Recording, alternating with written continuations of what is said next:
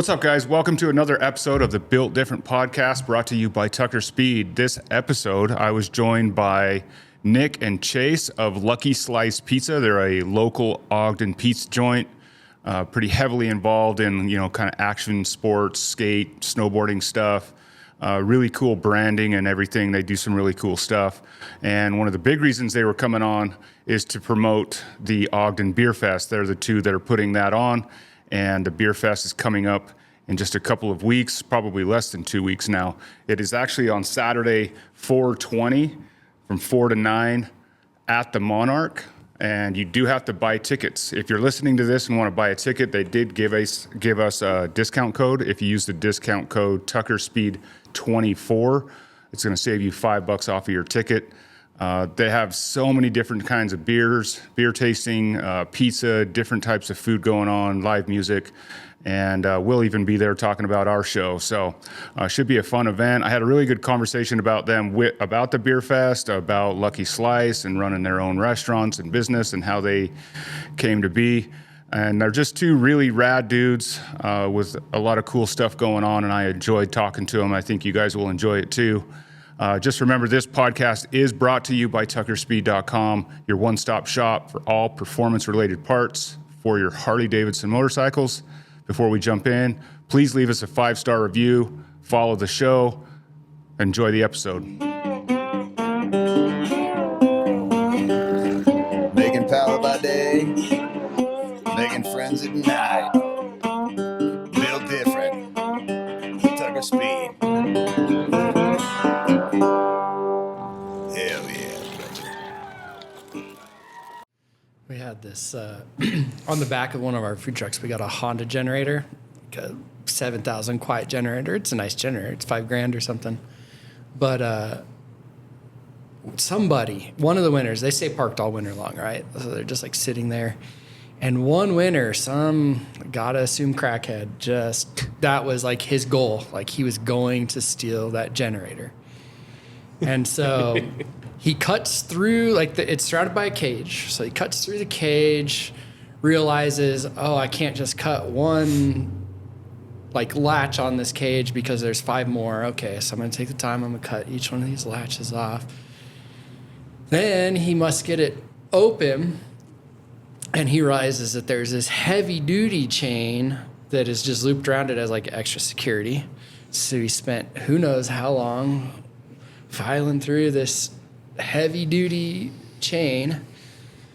Then he realizes, it's bolted to the food truck. And he starts sawing through the leg with the bolt. And about this time, I finally notice something is amiss at the thing, and I go check it out. And really, he had gotten it to the point where all he needed was a socket set, and he could have taken it, but he decided to saw the leg instead, and that's what saved my generator. He must have been at it for I don't know, nights and nights and nights. And it's That's right commit. off of Riverdale and 36. It's a busy intersection. Yeah. Not a whole lot of room to hide or anything. So funny. And then what is he going to do? Just Dude, it's a carry it out by 350-pound generator. Yeah, There's no wheels on it because we took them off. I have no idea what he's going to do. Yeah, he had some determination. Yeah. Cool. We're rolling, Jordan. We're rolling. We're rolling. We're live. So Sweet. Thanks for joining us, guys. You guys want to give a quick introduction of who you are and what you do? That'd Sure. be great. Yeah. Let people know what's up. Well, I'm Nick Van Arsdale. I'm one of the co-owners and founders of Lucky Slice Pizza here in town. Okay. And yeah, That's it. that's all anybody knows me for. Nice. My name's Chase Birch. I also work for Lucky Slice. I've been the Lucky Slice marketing guy for about 8 years.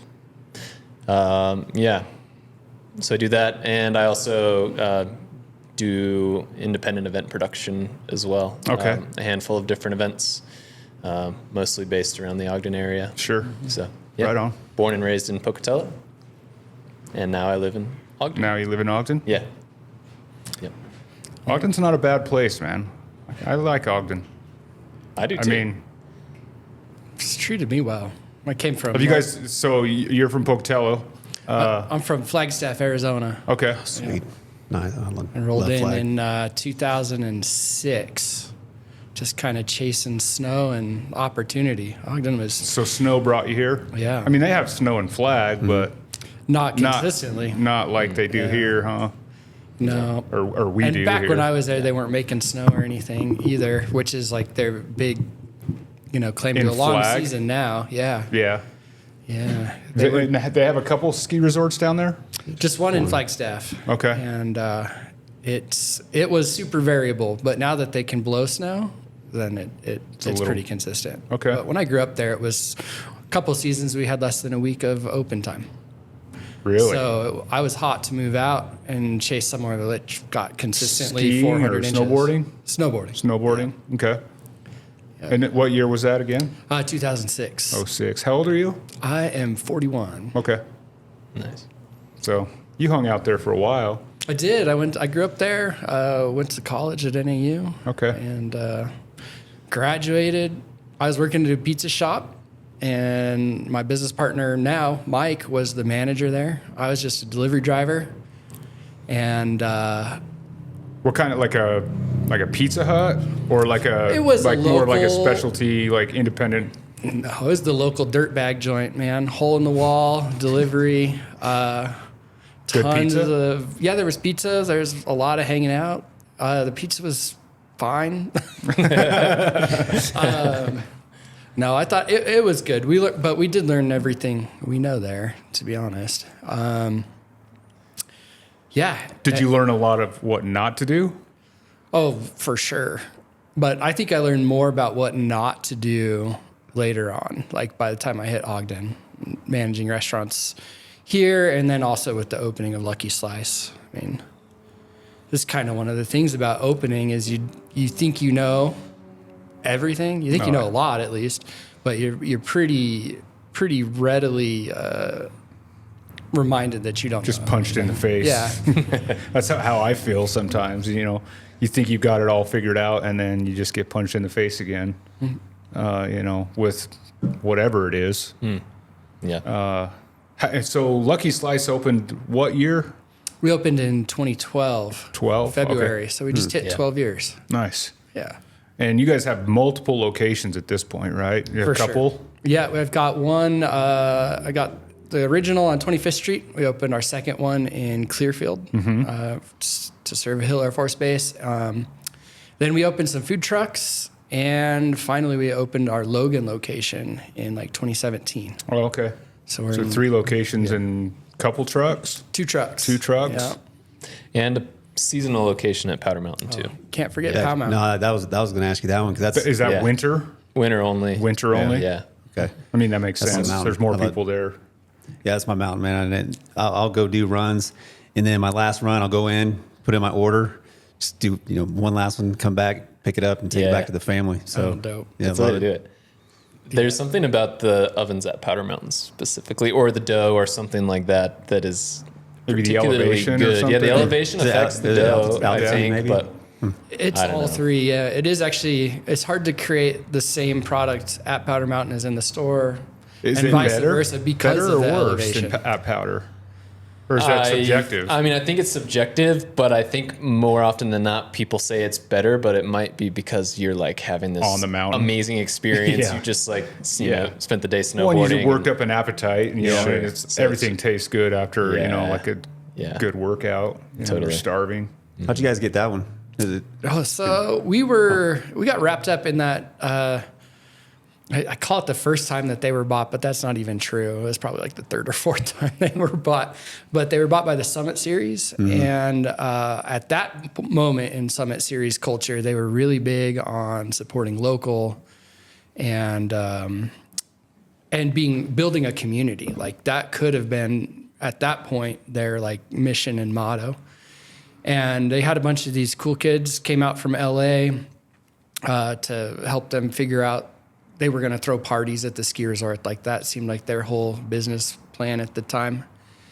And these kids came out and were just hanging out in Ogden and throwing these crazy celebrity parties and stuff on the weekends up in the valley, which at that time seemed so wild. And but they would come down on like Sundays after they'd done these parties all weekend and just float around in downtown Ogden, and started coming in Lucky Slice not so long after we opened. I mean, we've been at Powder Mountain for 11 years and we've been open for 12, you know. Right. So that was pretty early then. Yeah. Super early. And again, it was part of their ethos at the Summit Series at that point to like really support local and community and things. And so those guys, I got to give them credit, that had this vision of us serving pizza at Powder Mountain, and we figured it out. And it was like a dream come true as a snowboarder, right? I mean, I moved here to shred, and Was that by design? Because I feel like that, you know, the Lucky Slice, you know, brand is like so attached or involved with, you know, winter action sports like that, or snowboarding specifically. Was that like ever the intention, or did it just like because you were a snowboarder and you were a pizza guy that it just worked out that way? Yeah, pretty much. It's just a reflection of myself and my partners. I mean, we were snowboarders through and through. We were super good friends with a lot of people that work for Amer Sports, who Solomon Snowboards and Atomic and all those brands, and they were located here in town, and they were kind of our first customer base. And you know, the first year we had even any little bit of money to scratch at a marketing budget or anything, we decided we were going to throw like a snowboard party, like a snowboard video premiere. Used to be a big thing when I was a kid. And we booked a band and threw a party and spent our extra $4,000 or whatever it was. And yeah, that just became like an annual thing. Still going on? Still going on to this day, yeah. And that's actually how we met Chase, was trying to throw that annual snowboard party. Okay. And Chase at the time was the president of the snowboard club. Yeah, at Weber State. Yep. And so he helped us throw one of our events, and he was the most effective of the snowboard club managers we'd worked with. And There we go. Nice pat on the back. Yeah, thanks. So how long have you been with Lucky Slice? I think it's 8 years, 8 or something 9. around there. Okay. Yeah, 8-ish. So Maybe kind of like unofficially for a little bit and then officially, or I remember like one of my first gigs sort of for you guys was like, you guys were up, Lucky Slice was like up for Indie Ogden Awards or something, and we like did a little ad. I like did a pro bono design campaign for you guys that was like based around Ninja Turtles or something like that, and we ended up winning like best pizza in Ogden or something, and Yeah. I think that helped me out. Yeah. Yeah, it was our response. I mean, we had lost the previous year best pizza in town or something to the Pie. It was a funny year, though. It was like the first year, I think, of the Indie Ogden Awards, and it's like, you know, in the top 3 of Italian restaurants was like Olive Garden. And stuff like that. And I don't know, we were like, we really wanted to be Ogden's pizza spot. So losing to the Pie, who at that point had multiple locations, like, we were like, man, how do we lose to these guys? You know? Yeah. Yeah. I remember doing that. do you feel like that's like the Indie Award thing was more about who you knew than the product, or was it? No. Was it pretty legit? Definitely in those first years, it was pretty reflective of the community. I would say by kind of like the winner. It's voted by the public, right? Yeah. And I think it always has been. Like, I won't knock any like later scenarios because I don't necessarily know them as well. But early on, it was definitely reflective of the community. I mean, like El Matador was winning like best Mexican restaurant, and like I think La Ferrovia edged out the Olive Garden somehow that first year, you know? And it's like, Yeah. that was reflective of who was actually doing food service in Ogden at the I time. just wonder, you know, I just would be curious, you know, is that based on the actual, you know, food and experience and, you know, your restaurant, or is it just a matter of numbers? Oh, it's what as we mean, like proved by voting getting numbers. Chase to Yeah. win us Yeah. votes. I mean- it's just a popularity. Yeah, contest. it is popular. I mean, it is popularity, but I don't know. Like that also is reflective of people's sentiment, you know, and sentiment is influenced by how good of a job you're doing in all of those factors. Like, Sure. So it's hard to say, like, is it totally objective? Like, there's some subjectivity there, Sure. you know, and like nobody's looking behind the curtain of like the person who's like tallying the votes and like, Right. yeah, it's hard. It's hard to say, but I'd like to believe that it's true and representative. You Yeah. know?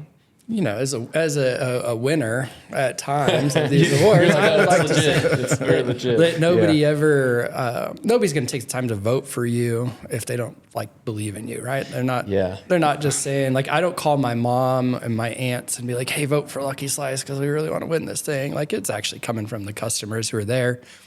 And like your time's valuable. My time's valuable. If I'm sitting at a table and it's asking me to vote for best pizza, and I actually take the time to do that, means it was valuable to me. Yeah. If I remember right, and I'm not sitting here, I'm not trying to bash on them, but we got nominated like one of our first years that we opened, like 2015, 2016, like, you know, best motorcycle shop in Ogden, right? And I just always thought a lot, like, I thought a lot about it back then. I hadn't really thought about it a lot until it just came up. But, you know, if I wanted to go on and vote, I didn't just vote for motorcycle shops. Like you would vote for every category that they had. Yeah. Even if I wasn't, you know, familiar. So if I got to a subject that I wasn't familiar with, you know, let's say it's pizza, best pizza in Ogden, and I've never eaten at Lucky Slice, and I've never eaten at the Pie, but I've had Pizza Hut, and they're on the list, so I'll just vote for them. You know what I mean? Even though I'm not an expert, I'm the public, but I don't really, you know what I mean? I always wonder how much of it was like, Yeah. just, It's different, I think, if you have like a panel of judges who are like experts in the field, Sure. you know, and they're like, let's evaluate this pizza based on these three categories, like Right. crispiness of the crust, like, Yeah. you know, this, or motorcycles, you know, whatever it is. Like, I think there's definitely some bias when it's just community voting, but ultimately the community is like, that's your customer base. sure. Yeah. I just always thought like if I was able to poll everybody in Ogden right now, and we asked them best shop for your, you know, to get your Harley Davidson repaired, and it was either Tucker Speed or the Harley dealership. Oh, You know what I mean? just like, based on association, they'd probably say Harley dealership. Right. Like, yeah. I mean, But that's not. is that a true reflection of, you know, the quality of, you know, the customer service or the work or whatever it is, you know, the atmosphere or whatever.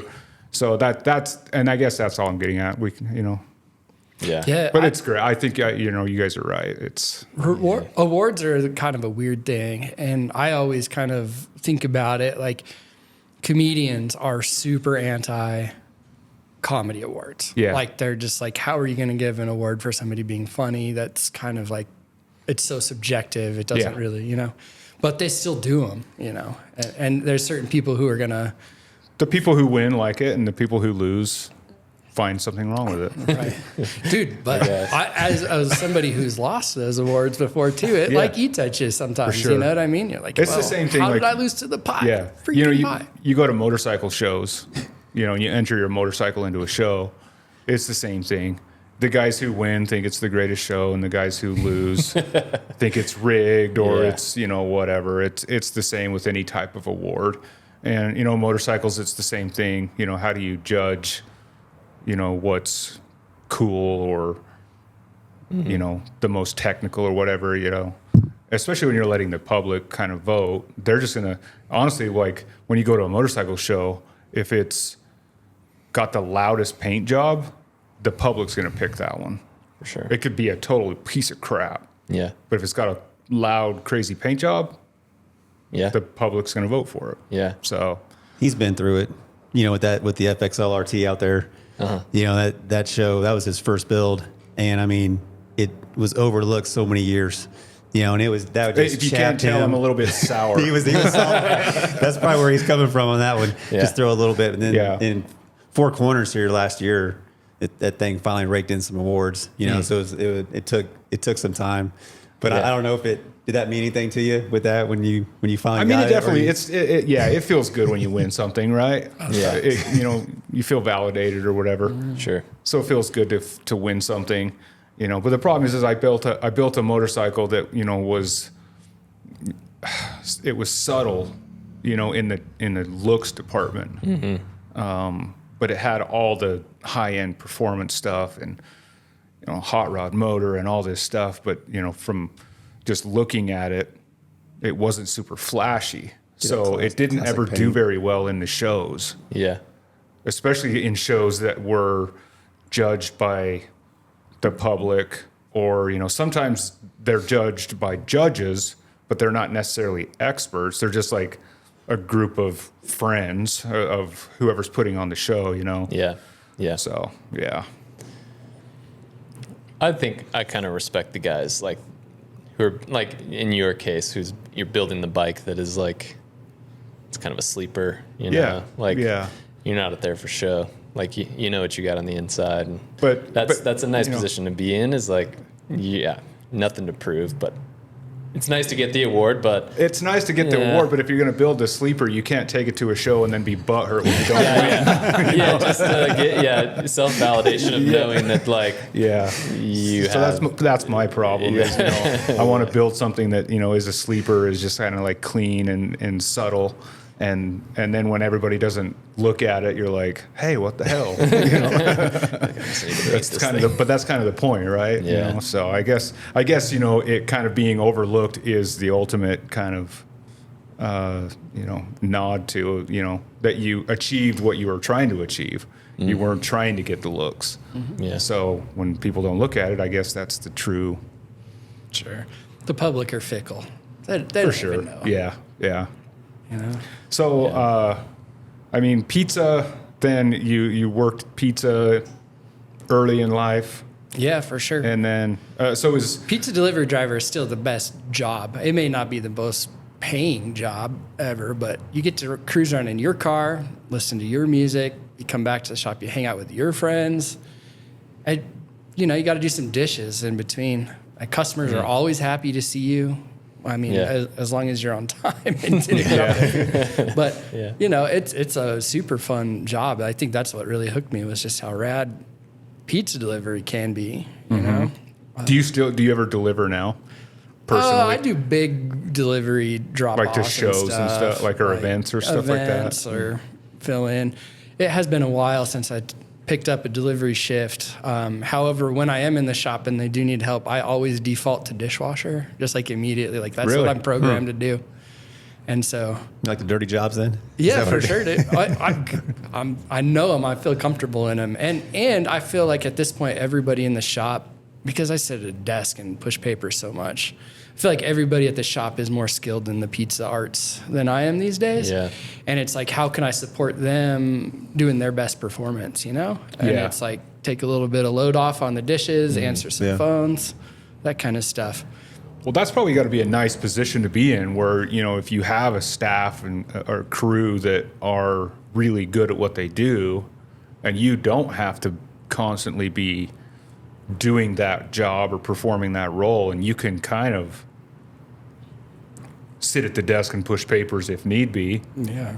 But if you want to go, help out, you just jump in and do some of the, Yeah. other work, and it's- you just kind of let those, those people do their thing. It's a work of 12 years for sure. And I got to give a big shout out to my partners, Mike and Will, who definitely way more capable hopping in and helping most of the time than I am. Yeah. Yeah. So is there three of you then? Three There are. partners? Okay. Yeah, Mike came with me from Northern Arizona, and then Will is a Plain City local, Okay. born and raised. So let's talk about the beer fest. Oh, yes. Mm-hmm. Yeah, the Beer Fest. Yeah. Chase is a professional events organizer, and I'm a professional events idea haver. He usually rejects my events, and this time he said, "Hey, maybe." Really? Yeah.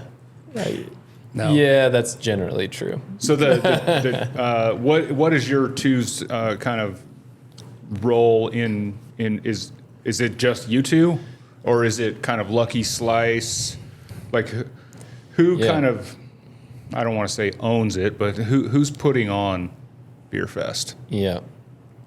It's a collaborative effort between myself, Chase, and the Monarch venue. Okay. And particularly Brandy Shea down there. But her crew, Casey, shout out, they're definitely on top of it.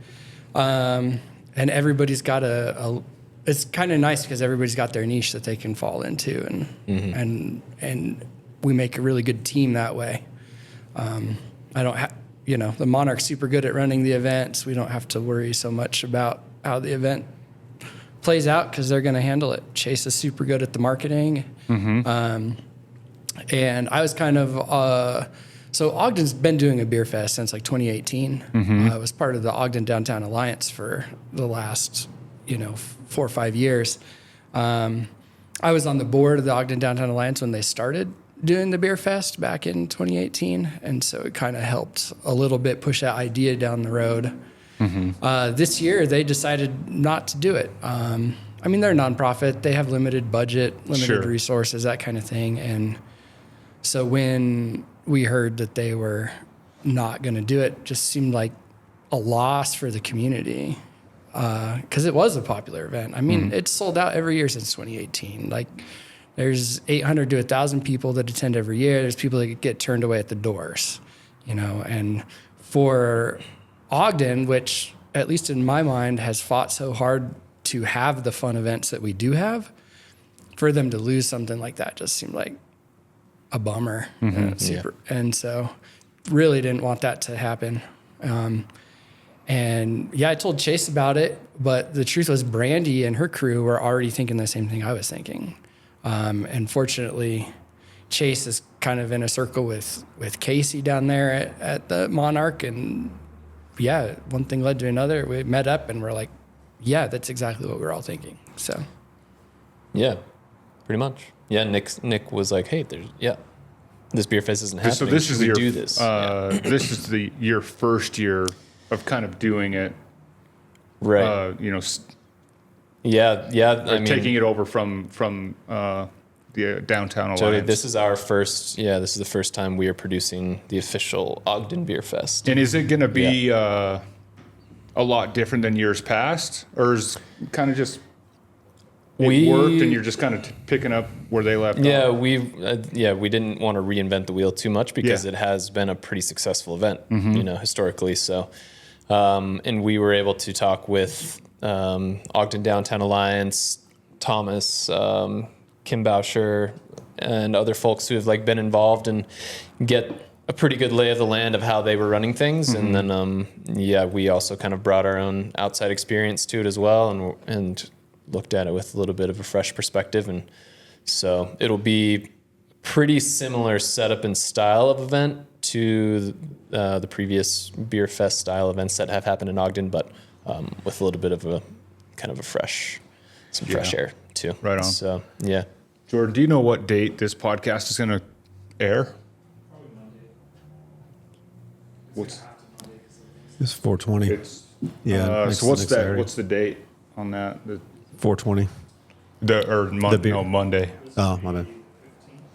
Monday the 15th. So, Nice. Do you guys expect to be sold out? It's going to be As pretty of Monday the close. 15th? Yeah. The way that tickets are selling Are going? currently, and it's especially in our current day and age where people wait till the last minute to commit to anything. Sure. Yeah. I think there's a pretty high chance that we will be sold out by the day of the event. Yeah. So What limits you? Like, how many tickets do you sell? we're capping it at 1,000 tickets. Okay. Yeah. And I'm just curious, what sets that cap?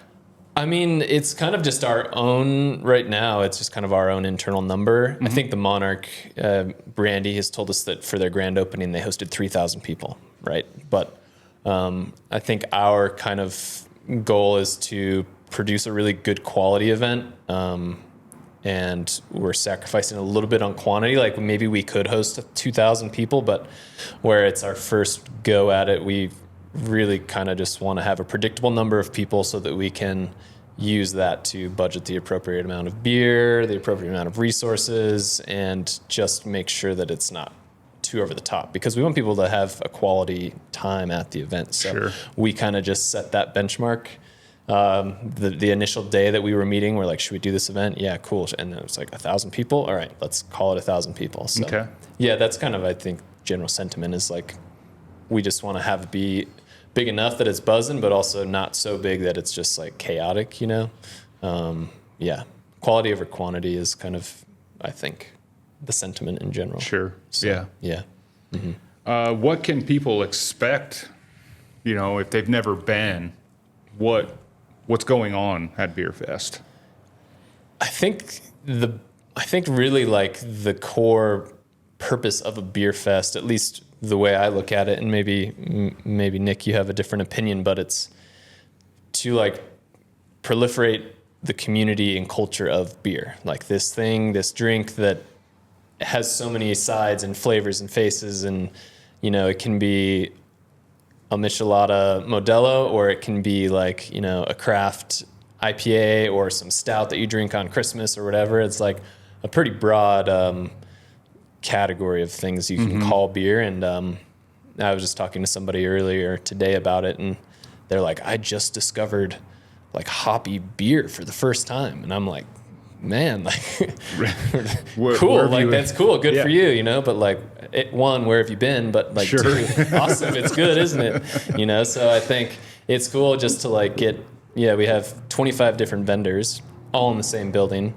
at the same time, and so someone can come here and effectively have 100 different types of beer to sample, you know, like Sure. and taste, and just like open their eyes to that it is a craft, you know, like people usually get introduced to beer through a Coors Light or something, right? And then And then the cheap stuff. Yeah. totally, yeah, or you know, and the same thing goes for motorcycles. Like, you know, you start out riding like a little, What you can afford. Yeah, totally. Or what's, It's like, you know, what's yeah. in the garage or what's in the fridge. You just, you know, Totally. well, Yeah. it is what it, you know, Yeah. and then you kind of discover, you know, different flavors. Sure. Flavors, whatever. styles, whatever Yeah. it is. Yeah, there's depth to it. So I think, the big goal is just to continue to proliferate and shine light on that community and like open people's eyes to what is beer. But also the great part about beer too is it's like historically one of the most effective social lubricants. So it's Sure. like, you know, just great to get a bunch of people together, especially in the spring when, you know, people are kind of like coming out of their winter shell, and just kind of breathe some life into life a little bit and get people interacting and meeting new folks, and yeah, so. In Utah, I mean, I don't know because I'm not a, you know, beer expert, but it seems like Utah has quite a few, you know, breweries. A lot. Oh yeah, It seems could've like a gone- lot, but I don't know. You know, I don't know what it looks like in other states. We could have but- gone way more than 25. You know, but it doesn't seem like there's a lack of them around here, and they all seem to be really good. Yeah. You know, You know, what's wild is just this week, everybody's been submitting to me the beers that they want to pour at the beer fest, and kind of looking through the menus and how diverse everything is. Like, I think over the last couple of years, people might talk a lot of crap about how, breweries are only making IPAs or whatever. And so kind of just through a lens of cynicism, kind of expect like, okay, I'm going to get a list and it's going to be like 90% IPAs or something. And it's not at all. Like, I didn't ask these folks to like do anything special. Like, I don't want you to bring one lager, one IPA, one whatever.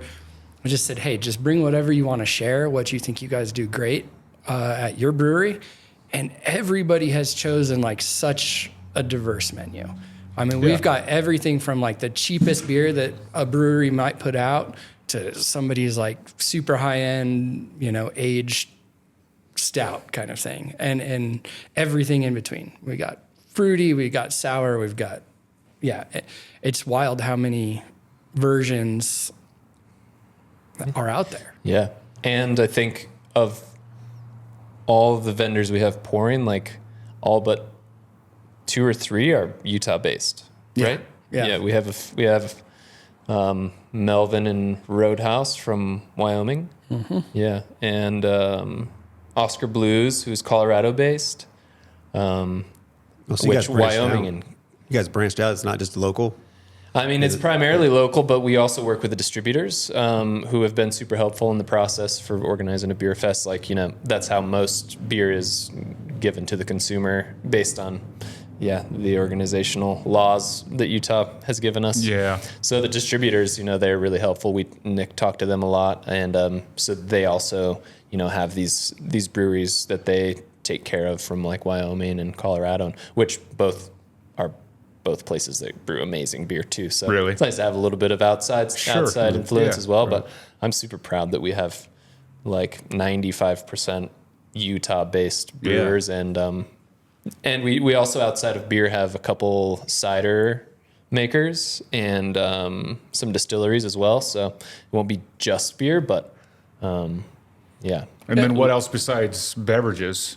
So Lucky Slice? Lucky Slice will be there. Sure. Can't help but participate there. However, we're going to be doing pizza and some other fare too. We've got my partner Will flexing his culinary muscle, doing some brats and some what's he calling it? He's got gyros, chicken gyros. Oh yeah, euros.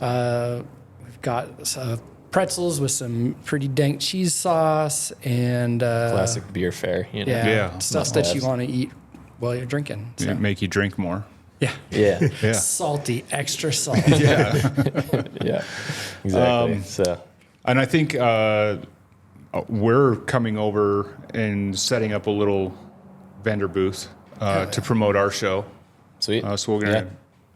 It's funny because I totally forgot that we had committed to that. Jordan remembered, thanks to him. job, But Jordan. me and Jay were why you got talking. We're like, yeah, we should go over to the beer fest. And I was like, I want to. I was telling him because I was over at the Monarch the other night, and I'm like, yeah, the beer fest is in like 2 weeks. We were talking about it, and we're like, yeah, well, we're gonna go over there. And then Jordan's like, did you forget we're supposed to be working a booth over there? And I'm like, oh, yeah, I guess I have to go. So, Maybe you can walk the line between work and play that day. yeah, I mean, I'll still partake. No one could blame you. Yeah. No doubt. So, yeah, we're excited to come over and check it out. I've never been, to one in the past. Yeah. So I'm excited to check it out. And, both, because I like I said, I wanted to go just to try beer and eat pizza. But it'll also be good for us to kind of promote our show, and then maybe try and learn a few things, on how, to organize our show as well. Yeah. The layout of everything over there. I mean, that's such a cool space. It is a unique space. But what we're finding out is, we're going to be limited on space for everything that we're going to be trying to do. Now we're like, where we're going to put everything is the obstacle we're facing now. We're thinking, did we go too big in year one? And I guess we'll find out. Yeah, there's only Man, one way I to don't find know out. Such a thing. Yeah, gosh, you talk about having to promote yours. I don't know if you're gonna have to promote it, man. Ogden, in my opinion, has been dying for a bike show forever, Yeah. and I just think, or personally, I think organically, you guys are gonna fill and then some. Yeah. Well, like you were saying, is it going to be so chaotic? We don't have a cap. We're not selling tickets. It's just open. Yeah. Open, free admission. And so, I mean, there's nothing stopping from there being 5,000 people in Right. there. Yeah. Bring them how down. Bring Black them Knights get down. here. Yeah. Downtown wants it. I mean, Definitely. and don't get me wrong, I think that would be awesome. Will it maybe create some problems? Probably.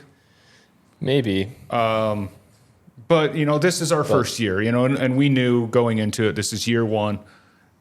We're going to learn some stuff. We're going to learn a lot Yeah. and hopefully refine it for next year. But yeah, that's kind of the plan. But yeah, it'll be cool to come down to the beer fest and check things out. I was actually over there last week for the first Friday, kind of wandering around. I went over for half an hour, and seemed like it was pretty busy. I mean, there was a bunch Yeah. of people in there. Yeah. So- Yeah, it's a good spot. And I think it's a cool place that, you know, we were joking earlier about, like, you drive by a building and it doesn't look like much, but then you Yeah. go inside and it's pretty amazing, you know. That's Yeah. your guys' shop here. We were just in the back. We were just like, oh yeah, from the street, we didn't realize you had like all of this in here and all these bikes and all this. And Yeah. I feel like Monarch is that way. You drive by, and you're like, oh, what is this interesting Just white a- building here? Event space.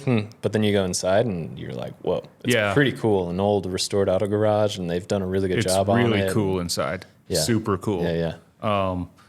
You know, I wasn't super sold on doing a show until I walked inside the building.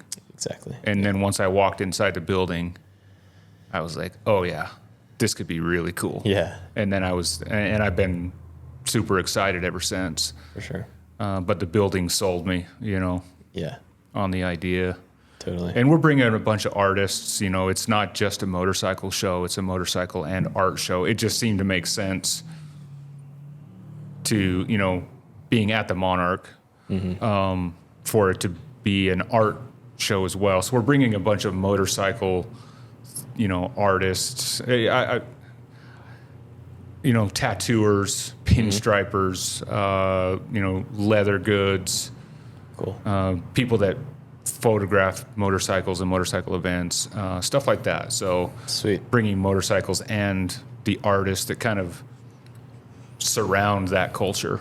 And Yeah. we got some really fun stuff. We're excited about it. Cool. I'm excited to check it out as well. Yeah, it's going to be fun. Yeah. When is the date of your event? It's the June 7th. June 7th. So it's Right on. It's alongside. It's their first Friday of Nice. June, and it's also at the same time as the 25th Street Car Show. Oh man, it's gonna be So it's buzzing. the same night. It's gonna crank. Oh, cool. So, you know, Very cool. But, I mean, Brandy called us because, you know, supposedly, from my understanding, the Monarch in the past, it's their first Friday, but because the car show is going on down the street, basically nobody goes, you know, nobody wanders up to the Monarch because Yeah. everybody's down the street looking at the cars, right? Yeah.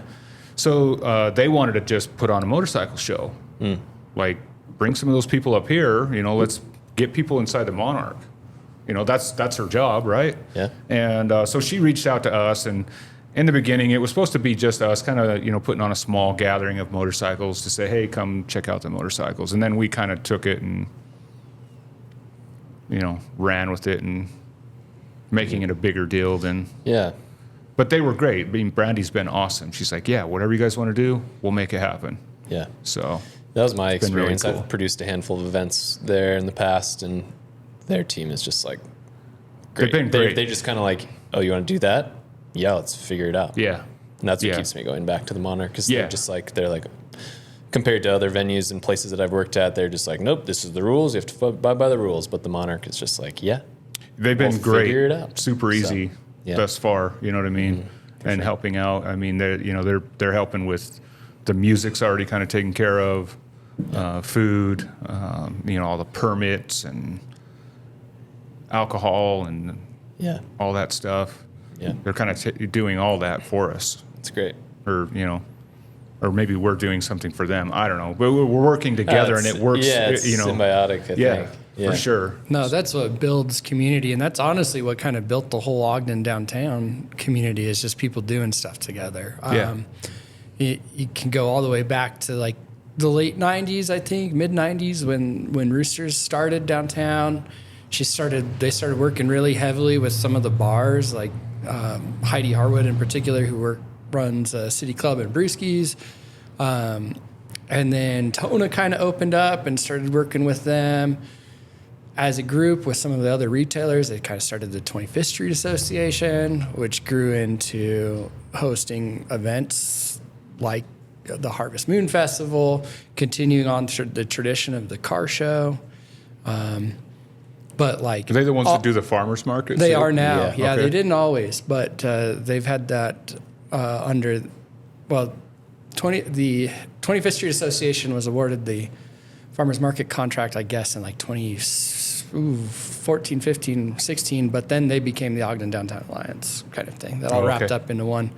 But the long and the short of it, though, is that it's just a bunch of people who came together, and it wasn't necessarily even a money-making thing ever. It's just you're doing things to make downtown the plus spot to go, you know. And any event downtown is good for everybody downtown. Any event in Ogden is good for everybody in Ogden.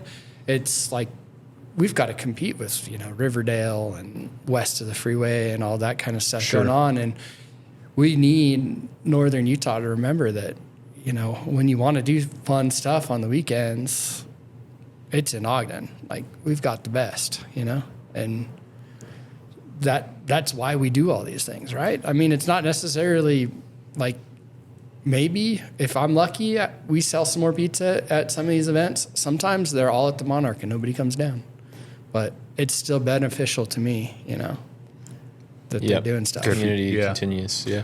I'm just curious, what's some of your love and hates of being on 25th Street? The people and the people. Oh man, 25th Street's wild. We've seen it all, man. Yeah, I do love being part of the community, and part of the community that helped make 25th Street like community friendly. Like when we even opened in 2012, people were like, that's a terrible idea. Like 25th Street's a no-go zone. It's super sketchy. Don't locate there. And so I'm super proud of what it's become. That is not to say it still isn't sometimes sketchy, you know? I mean, there are, we do have the homeless issue on 25th Street, and that's always going to be a struggle, I think. And Has it been a struggle for your business specifically? yeah, because we're the only ones with like, really, we're the only ones on the street with like publicly accessible bathrooms. Everybody else has like maybe public bathrooms, but you got a host or something you got to get through. You don't got a host at Lucky Slice. You just walk right in, you know? And so we end up with a lot of traffic. And, you know, like it's very true that like 90% of folks are just trying to get a cup of water, just trying to use the restroom. But man, then there's the 10% of people who are, you know, we've had, I don't even know what to mention publicly. I mean, we have people do crazy stuff in our bathrooms that it's like, man, you could go anywhere else in the world and this would be okay. Better than here. No. So that's the struggle on 25th Street, I think. For a while, it was a struggle because some of the people who owned buildings and lots and stuff weren't doing anything with them. But most of the folks are moving on that now. Yeah. Seems like it's pretty full. Like there's not much for available real estate down there right now. No, but that's a new problem. You know, like we were 2012 through 2019 wishing some of those lots would fill in or something, yeah. places fill in. So, And has that been beneficial to have it full? yes and no. I mean, yeah, Same- it's beneficial. same thing. Comes but with- there's nowhere to park now. And Yeah. Utah, you know, we love driving. And Yeah. we're not going to Nobody get likes away to from walk. that anywhere anytime soon, especially in the Ogden area. Like they could pretend they're going to be the next Salt Lake all they want, but it's like they're going to institute some parking meters downtown in the next couple months, and people are going to lose it. Guarantee it. Really? Yeah. More I and more mean, reason what's to drive the a what's the motorcycle. solution? Oh, you know, I don't know. What's the solution to so many You're problems? just a pizza guy. It's just Yeah. one of those conundrums where Yeah. it's like the solution has downsides and the current issues have downsides, right? There's nothing that's going to be like a perfect, clean situation. Right. I know they're working on parking garages and stuff, but everything seems to be on like a 20-year plan. You know, and it's like, shoot, I need parking like next week. The solution is drive a motorcycle. Yeah, there you go. Parking becomes easier. Easier parking for sure. Yeah. I'm for this. Yeah. Chase Birch for mayor. There we go. Well, what else do you guys have to add here? Anything else you guys want to talk about? Oh man. You guys want to air as early as tomorrow, Yeah. just to try and promote the beer fest? Yeah, either way, buy tickets while you can. OgdenBeerFest.com. Yeah. Your ticket gets you in the door, plus you get like a custom commemorative glass sample mug Nice. and a food voucher and a handful of free sample pours. So And how much are tickets? tickets are early bird pricing ended on April 1st, which was they were $30. Now they're $35. But if you're watching this show, we have a discount code for $5 off, so you Nice. get back to early bird pricing. What's the discount discount? code? Is Tucker Speed 24. Nice. Pretty easy. That's $5 I'm off. gonna go buy my tickets right after this. Yeah. There you go. But don't wait till the day of, assuming there's any tickets left, which I doubt it. But if there were, there'll be $40 at the door. Yeah. Yeah. That's the deal. Nice. But yeah, I don't know. Come down and just enjoy some beer, but really just it's more. What's the hours? Doors open at 4 and we run until 9. So yeah, 5 hours.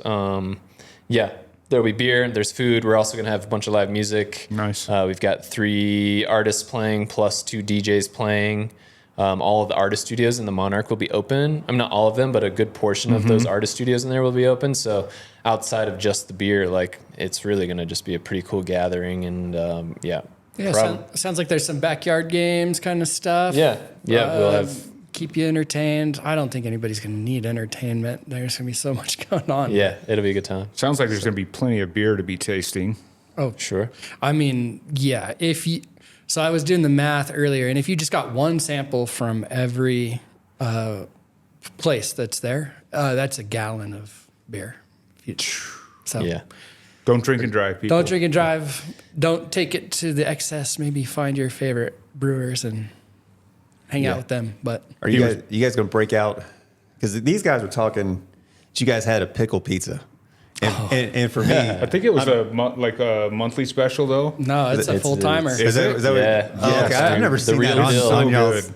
Because I had They're it saying it's for good. the first time It's over banging. at the Monarch, a month or so ago, whenever it was. Yeah. Dude, it's You guys going to You break guys- one? You going to break out something different? Oh, different pie? Or? I think we will have some interesting stuff. We always do. I'm not sure of the menu that day. Pickle pizza should be on it if it's not. I wanted to try it for I fun, will but say man. the pickle pizza is like that bright yellow motorbike at the awards show. You know, it's just Really? It's the loud one. People are looking everybody. at it. Yeah, But I they think- tried and they actually like it. But they tried it. They like it. Yeah, that's the other part. I tried it, I'm gonna man, Looks and good it's and is and good. performs well. Yeah, Yeah, high performance. Yeah. I was a little reluctant, I still, or hesitant. Yeah. But man, it's good. Yeah, we no, were it was we were cracking up because we came back here the next day and I was talking to my wife about it. And she loves pickles, right? Loves pickles, fried pickles, drinks the pickle juice out of the jar, all this For health She was- reasons, probably. Yeah, and she was absolutely disgusted with the idea of pickle pizza. What? And I'm like, it doesn't make any sense. What? Huh. Wow. I don't Well, get it. she should try. She should try it, man, She because should be impressed. yeah, it's good stuff. What's your guys' go-to pizza? I mean, it doesn't have to be Lucky Slice. Just in general, if you like, Just if you're flavor? just ordering like, shooting from the hip. What's your go-to? Hawaiian. Hawaiian. Sick. Okay. Nice. Carnivore is what I get from you guys. You guys are the Nice. first. Now that's interesting because I moved here in 2012. Didn't know that you guys opened in 2012. Now learned something new, but you guys are the first ones me and my family went to, man. Nice. And so yeah, I've been kind of loyal ever since, man. Love it. Hell yeah. So, Thank you. Thanks, man. So, yeah. Where did you move here from? I came in from. I was military. Yeah, I was okay. up at Hill. I rolled in from Egypt. I was doing overseas there. Oh, no And way. then we were Idaho. I did Mount Home. I was family was at Mountain Mount Home, Home, yeah. and moved them up from there. So Pocatello, I think is that maybe about an hour or so or two from. Yeah, like 2.5 Two from south, there. or I guess it's southeast of Mountain Home. Yeah. Yeah. It's Cool. like right in between Ogden and Mountain Home. Pokey. Close. Close to Yeah, midpoint. if you go Yeah. the long way, it's in the no zone between Pocatello and Boise. Yeah. Not much except Mountain No. Home and some sand dunes. Yeah. Yeah. Yeah. That's where those guys. Is it Is it Rex? No, not Rexburg. Where's the dunes? Is it the same sand dunes? I think, Like yeah. St. There's- Anthony? yeah, St. Anthony is a different way. St. Bruno or the Bruno, one, yeah. Bruno sand dunes are. Yeah, that's right. I've never been there. That's the one. I didn't know there was any Yeah. any other dunes out there. Oh, yeah. I grew up at St. Anthony, I've spent some time in St. Anthony too. This place is wild. but I didn't know there's another set of dunes there. Yeah, towards Boise. Really? Mm-hmm. Is it like a popular recreation spot, like for riding like that, like St. Anthony's? I is, or think not St. so much? Anthony's more so. Yeah. Yeah. Really? If you're trying to brap, I think St. Anthony's That's the place. the place. Yeah. Yeah. Yeah. I spent my childhood up there, growing up in the sand. Nice. So, but I didn't know there's another set of dunes. Maybe I'll have to check them out sometime. Yeah, if you're ever driving by there. Yeah. Probably worth stopping. Yeah, for Throwing sure. a paddle on and seeing what Checking happens. it out. Yeah. Yeah. Sounds fun. And the American West is just incredible. There's always these new spots. Like, For you sure. think you've seen X, Y, and Z, and then you're like, oh, really? Just over there? There's that? Right. Mind blowing. I still think, Yeah. the sand dunes are such a trip. It is No true. matter where, Dude, it's where they're crazy. at. You're just, you're driving through, potato fields or whatever it is. And then all of a sudden it's just Yeah. like sand. It's just like Mars or something. Yeah. It's like, what? It's such a trip. It's the same, when you go south to the dunes, you're just driving out through, kind of hilly country, kind Yeah. of brushy. And then all of a sudden it's just sand. Yeah. It's such a trip. Yeah. And it's cool to be able to ride on it, Yeah. you know. Yeah. Imagine if paddle tire didn't exist. Oh, man. You just be like, It wouldn't be fun at that's all. amazing though. Yeah, for sure. Put Yeah. one of those on and just fly. Yeah. It's super cool. And it's such a difference, I've ridden on every, surface you can think of. Yeah. And sand is such a trip. Yeah. It's so different. Can you like compare it to any other feeling that you've like felt like on a motorcycle or riding anything in general? Like, does it feel I like don't know. snowmobiling? Yeah, that's what I was thinking of snowmobiling, Yeah. but maybe because, but snowmobiles are so much different, because if you're riding in the sand, I've always, I rode most of the time in the sand on two wheels. And a snowmobile is so much different than a Right. dirt bike, right? Yeah. But I have ridden a snow bike now. Oh, okay. I held out for so long. Yeah. I was so anti-snow bike for some yeah. reason. I understand. where I we was all like, start. snowmobiles are the greatest thing ever. Snow bikes are garbage. Yeah. And then I rode one a couple years back, and I've ridden a few times. It's close to that. It's like, seems like both you kind of have to give it a little bit to get going anywhere. You kind of got to Oh, be yeah. on it, Yeah, Like, there's that's- no just putting around. Like, Yeah, that's you got to be on the gas. for sure. And that's what I tell everybody. Like, if it's their first time in the sand, because I've taken so many guys to the dunes for their first time, and they're out there just putting around. I'm like, dude, you can't go slow. Yeah. The faster you go, the easier it is. Yeah. But it's such a trip for them to, because they're going so slow and it's like so unpredictable, and the bike's wanting to go wherever the sand wants to take you. Yeah. So there's this fear of like, if you go fast, it's going to do the same thing. But once you get some speed and you get on top of the sand, Yeah. I feel like the situations that I've always gotten into trouble in sand on a bike is because the front tire, like kicks a little sideways and then it just like stops. and it digs. Yeah. But if you're on it, like it seems like your front tire like just is floating just Yeah. enough, or It's it kinda just like has enough water. momentum that you're Yeah. just kind of like, or snow, Yeah. it's kind of the same thing. You got to get on top of it, Yeah. whether it's snowmobiling or even snowboarding, yeah, So a little bit of the speed is your friend, but it Yeah. takes a while to get comfortable enough with that speed. you just got to know that sand will give you some forgiveness. A little bit. I was once riding my adventure moto between Moab and Grand Junction, and caught some sand, and I had a windscreen on, and I went over the bars and broke through my windscreen, and I had to ride it. It was a DR650, so and I was planning on riding all the way back to Ogden. Mm-hmm. And this was in like November. Broke my windscreen, and I was like, all right, sweet. Now I have like No a couple protection. 100 miles to ride with like absolutely nothing in front of me. I'm going to be Yeah. freezing. I like rode like, I don't know, 20 miles to like the nearest Ace Hardware. And I remember I bought a trash can and an X-Acto knife, and I just cut the trash can in half and just like stuck it on the front of the bike. And I used some like volet straps or like just cinch straps, and I like just cinched the half trash can on as a windscreen.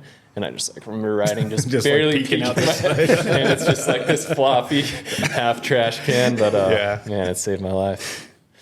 Yeah. I had a similar. It was on an adventure bike. I was on Harley, but we were Yeah. riding home from Phoenix, and we were coming up through Flagstaff, and it was me and my brother, and it was like, I think it was April, and we woke up in Phoenix. We're gonna get on the road, and it was like 75 degrees in Phoenix. Yeah. We're like, this is great, and it was snowing. An hour later, Yeah. That's as we rolled into Flag. Classic Flagstaff scenario. Yeah. And we were not prepared. We didn't have any cold weather gear, you know. And it's just, you know, it was like not like blizzard snow. It was like, you know, slushy, half rain, half snow, super wet. Everything we were wearing was just soaking. Yeah. And we did the same thing. We hit, you know, a hardware store, and we're just like buying as many gloves as we could, just like layering them. Like we couldn't even like hang on to our bars, Yeah. and they were soaking wet within another, you know, 10 minutes. But yeah, it's what you do. You got to do what you got to do. Problem solving. Yeah, You weren't the only ones in town that day doing that. probably not. We sat in the Denny's in Flagstaff for like 3 hours just trying to thaw out. Yeah. And then like we would run, and you know, we were just hitting every, you know, we were like mapping it out. We're like, okay, you know, 50 miles and we'll be to this town. We'll stop and Warm up. warm up and whatever. And I can't remember what little town we got to that night. Somewhere in central Utah. We ended up renting a little cabin, Nice. you know, finally just calling it a day. Yeah. You know, Throwing it in. Oh, dude, I think I know. I think it's Beaver. There's like a KOA with these little crappy cabins. Had to stay in them I think before, Beaver is man. exactly central Utah. yeah, pretty close. Yeah. Fun. Any other fun motorcycle stories?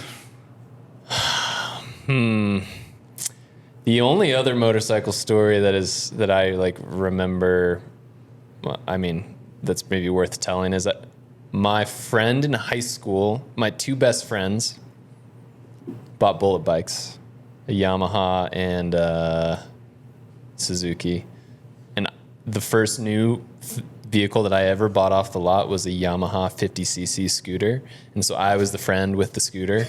And they were the buds with the bullet bikes. And so they were just like having the hell of a time, like Sure. going on all these rides. And I was just like basically commuting to and from college, and it was fine.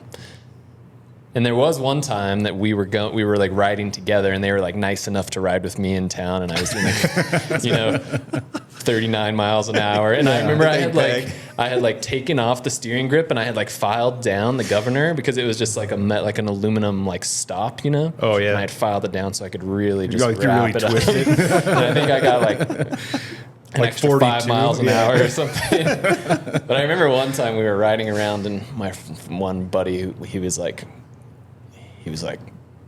basically just looked at me like we made eye contact, and just like kind of we're both on the same page. We had a clear road ahead of us, and I remember he just like put his hand on the back of my scooter on the rack. Oh, geez. He was on his bike, and then we were just like, "Brrr," and he just wrapped it up, and I don't know, we were doing like 80 or something. And he was pushing And I'm you? just on this, yeah, he was just pushing me, and I'm just on the scooter like, "Ugh."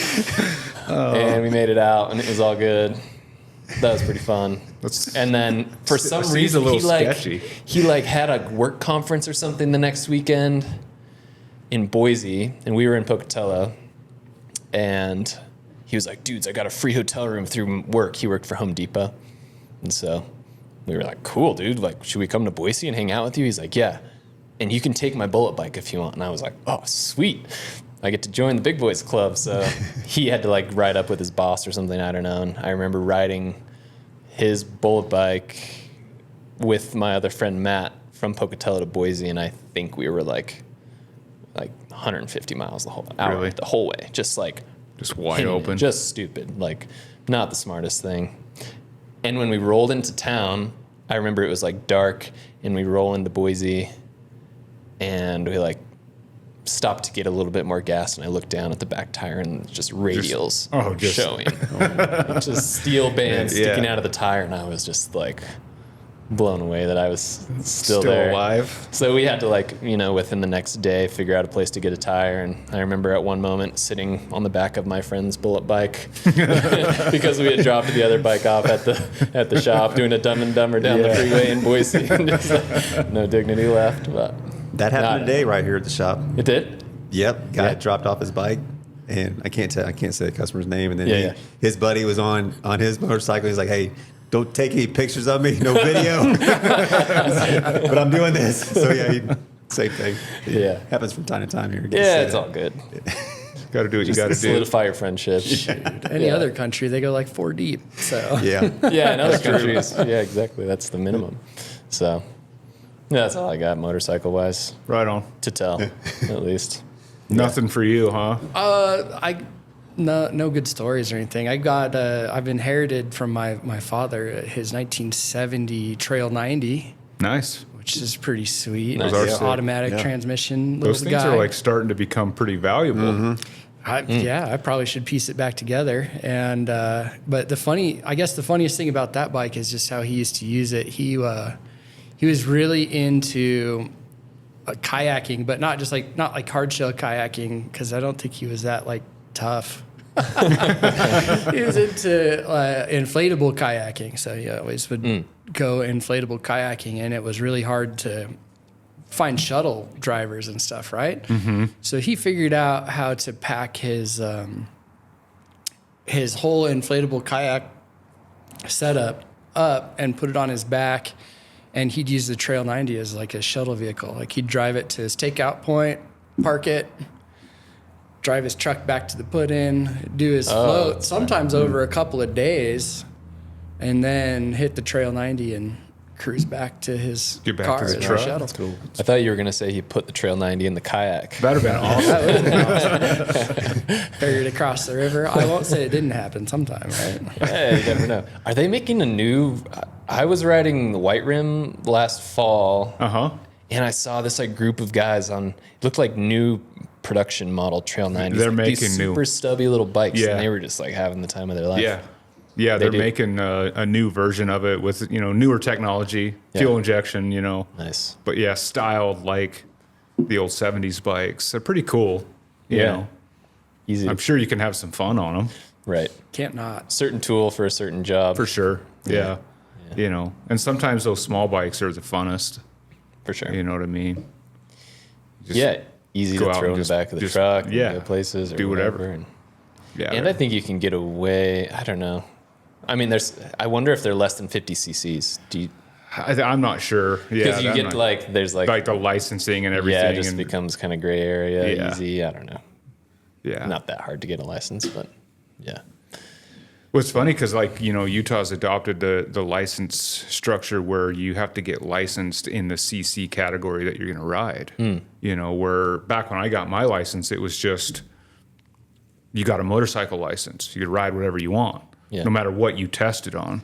But now you have to test. And I can't remember I think it's 50 and under, and then or 49 and under, and then 50 to 250, and then 251 to 500, and then 501 and above, or something, something like that. Yeah.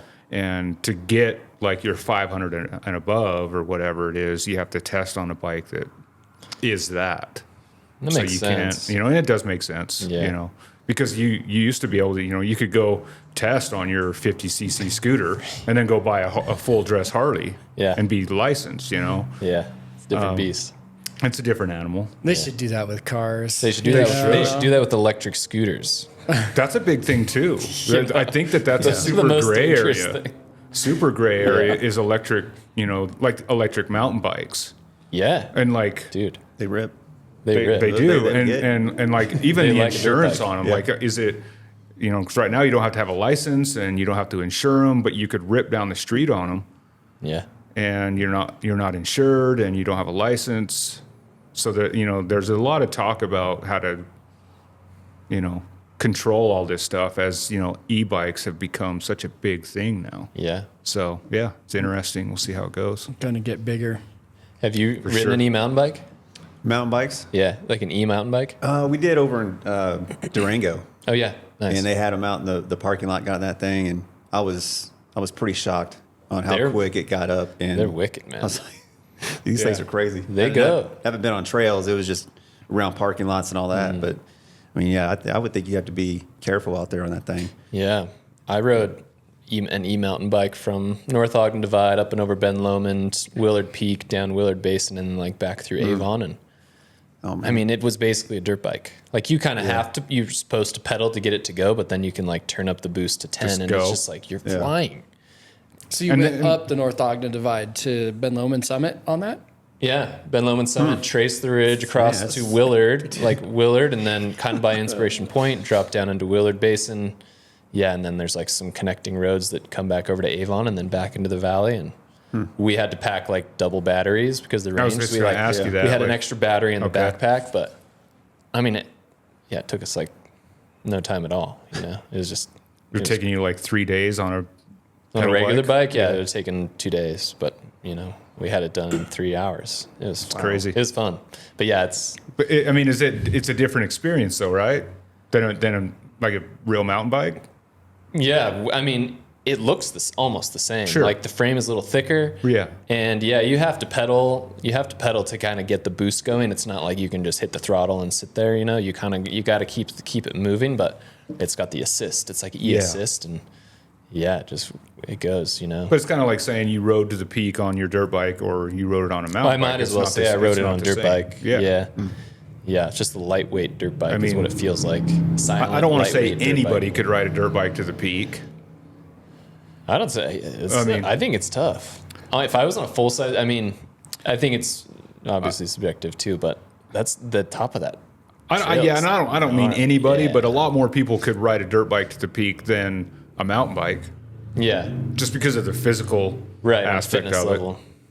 But I mean, it takes a lot of energy to properly know how to toss a bike around too. You know. Sure. Yeah. Yeah. But yeah, you can just get off and walk a bike, but you can't get off and walk your motorcycle up the hill. You know. Yeah. I don't know. Yeah. Equally hard, but. Sure.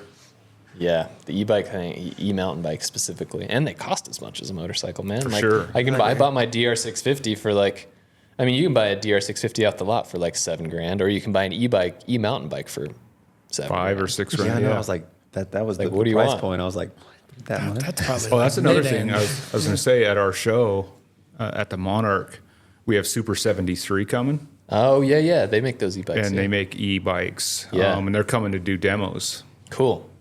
So it'd be kind of cool. They're kind of sweet. Yeah. I've actually have a friend who lives in Encinitas near San Diego.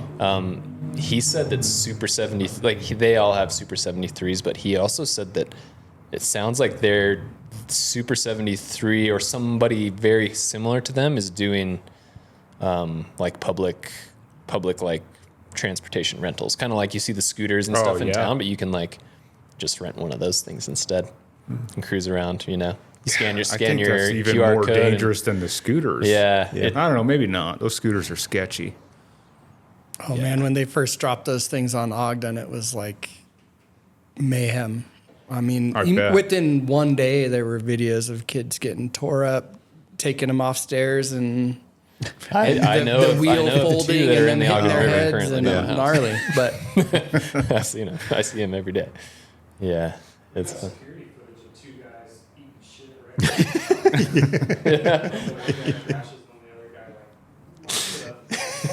right Yeah. I almost forgot. But Chase was one of the guys who got to charge them professionally for how long? 2 Yeah, I months? don't know how I got looped into that.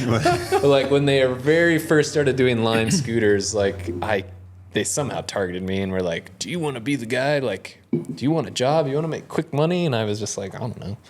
I'll go to the sales pitch." And I went to the sales pitch meeting, and they basically were like, "We'll give you chargers, and if you go pick up the scooters at the end of the night, you charge them at home and drop them off in the morning at these like specified locations." And so it was kind of like a community managed system. You know, they dropped off the scooters, but then it was just like up to this group of Up to the people who people I that- was part of to like charge these scooters, and I did it for like, I don't know, 10 days or something like wasn't very that. You know, I could get like, a few of them, and I can't remember what it was. I made like $4 a night or something, and it was like not that hard. I would just like cherry pick a couple by my house, charge them, and then I did it for like 10 days, and then I think I like went out of town for a week, and I came back, and just in that 7 days that I had gone, like people had mobilized on like a large scale, and there were people with like trailers and vans, and they were just like taking over the picking whole it. thing. Really? Yeah, and it was cutthroat. People were just like running for scooters. I would like watch people trying to get the same scooter and like fighting over them, and I was just like, nah, I don't really Not want really. this. not worth the $4. Yeah. And I didn't even budget. Like, I'm like, I don't actually know how much I'm paying in electricity to charge these giant ass batteries. Like, I might have been losing money in the whole deal. So I quit. I still have the chargers. If anybody wants them, You got find me. it. If you want to get into the biz. Yeah. You guys ever take there's like the walkway that goes down by the river in Ogden and it goes out into West Haven and stuff. It's Yeah. like the River Parkway.